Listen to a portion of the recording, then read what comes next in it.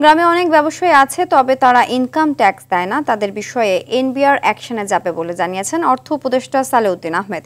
সকালে জেলা প্রশাসক সম্মেলনের দ্বিতীয় দিনে অর্থ মন্ত্রণালয় সংক্রান্ত প্রথম অধিবেশন শেষে এসব কথা বলেন অর্থ উপদেষ্টা। এ সময় স্থানীয় অভিযোগের বিষয়ে তাৎক্ষণিক ব্যবস্থা নিতে জেলা প্রশাসকদের নির্দেশ দেন অর্থ উপদেষ্টা। স্থানীয় পর্যায়ে ফিল্ড অফিসাররা যদি সরকারের সহায়ক হয়, তবে কাজ করা অনেক সহজ হয় বলেও মনে করেন সালেউদ্দিন আহমেদ।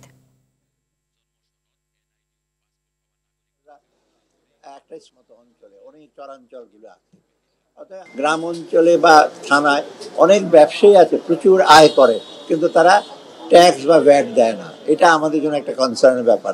ওই ট্যাক্স নেটটা বাড়াবার জন্য এনবিআর চেয়ারম্যান ছিল, আমরা চেষ্টা করছি।